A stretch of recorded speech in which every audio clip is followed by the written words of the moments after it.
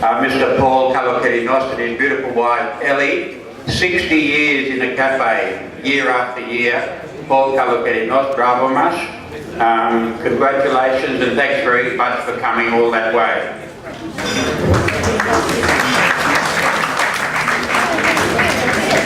It's my exquisite pleasure to introduce the following speaker, Mr. Angelo Dataris, who was born and grew up in the country town of Grafton in New South Wales.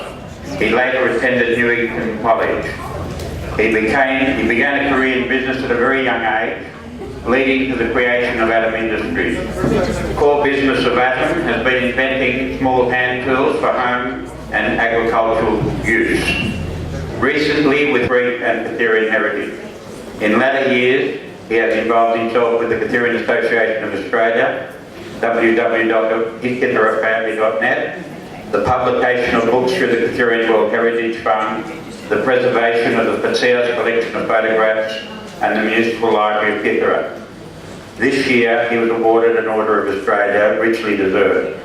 He will speak and present a factual and personal view on where the Catherian Association will have its future growth through increasing membership. Thank you, Mr. Angelo Nataris, OAM.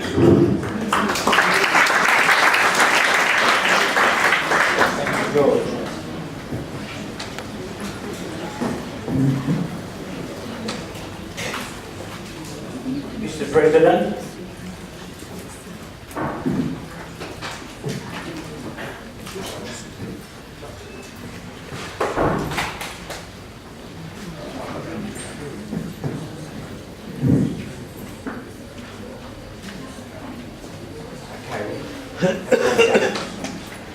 Mr. President, can you all hear me okay? A bit better? Louder?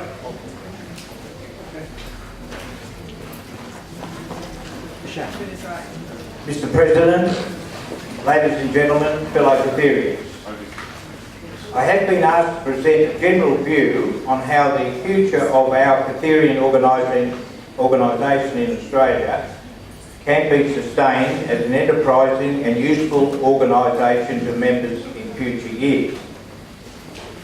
Many associations, whether they be bowling or service clubs or ethnic associations, are facing difficult times in holding membership and interest. Many, like the dinosaur, are facing extinction.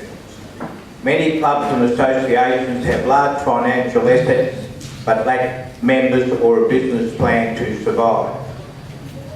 Our current KAA directors are indeed fortunate that over many previous years, our earlier committees worked hard to build up assets which were realised into cash a few years back, and through the efforts of our directors, new premises were successfully purchased.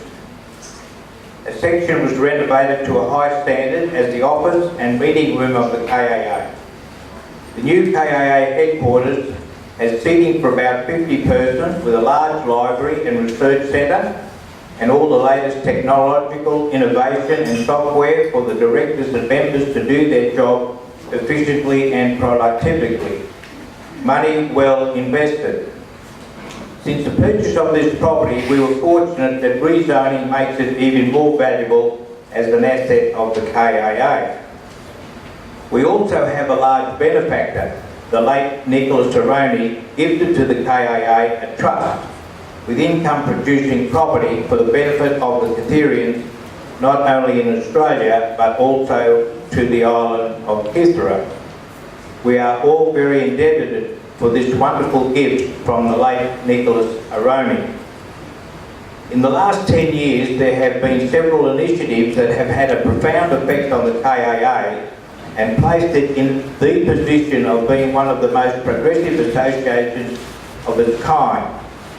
10 years ago, we were an association that did not have strong ties with the municipal authorities or other groups on the island of Kithera.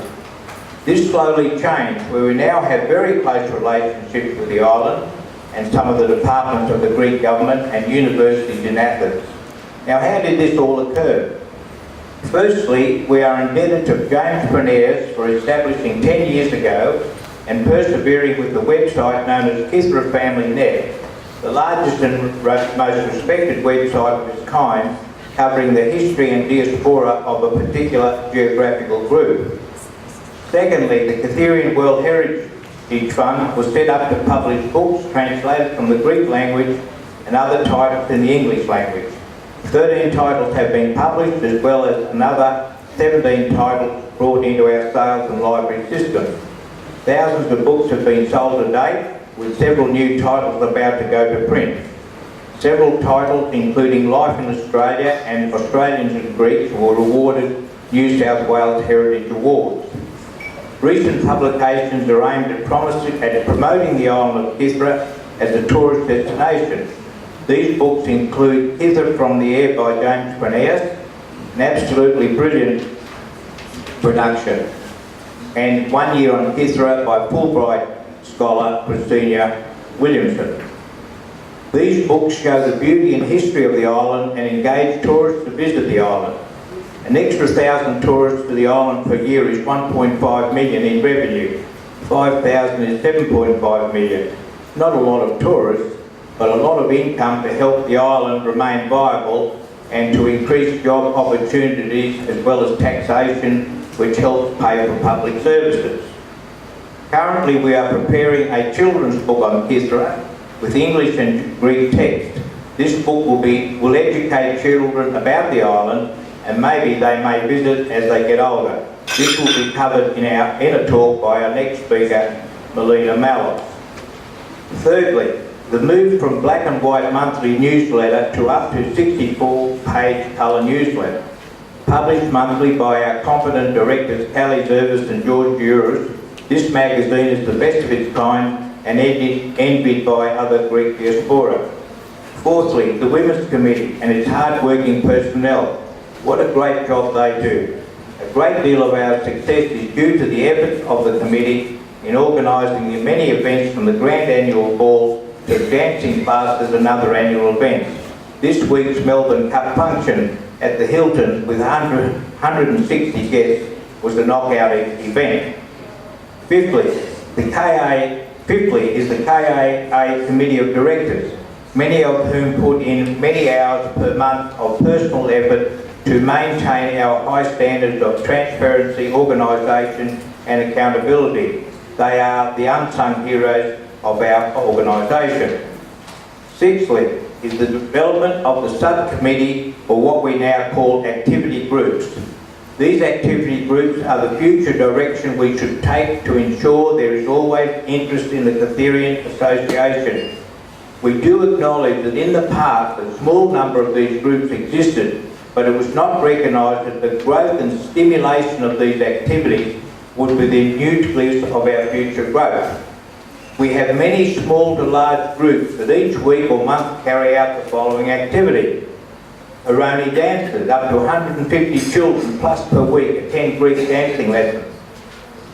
Annual ball and presentation of debutantes, about 600 to 700 persons at the ball. Book publishing and sale, over 30 titles available, thousands of books sold. Ever-expanding Kithra website with over 20,000 entries covering history, photography, news items, etc. of our island and our people. The list is endless and it's growing all the time.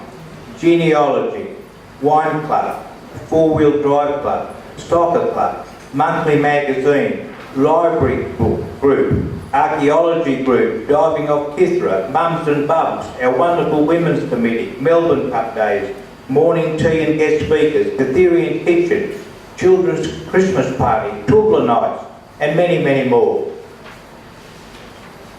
It is these individual interest groups that the KAA is fostering that will be the nucleus of sustainability of this organisation. Through these activity groups, we have the opportunity of introducing our association to the very young through dancing and other children activities, to the very old through books, genealogy and any other activity they wish to indulge in. It is our aim to have something for everyone. All these activities will be the glue that binds us together for a long and successful future for our organisation. I would like to comment personally that Kitherians are extremely tribal. And I think that's a good thing, and that's one of the reasons why we all get together like we do. We recommend any Catherians who feel a little lonely join an activity group and learn to enjoy life and make new friends through members of the association. To ensure all of our aims and ambitions work, we plan to introduce a new constitution embracing all the aims of the old constitution, plus new initiatives to encourage membership not only of the association but to foster and develop members to take on the role of future directors through a mentoring program. Membership, of course, is open to all. To support the new constitution, we are preparing a procedure manual of some 70 pages long, which will guide and clearly define the role of management, dispute resolution, financial activity, transparency and all the other procedures to ensure a smooth running of organisation. We propose a business plan to cover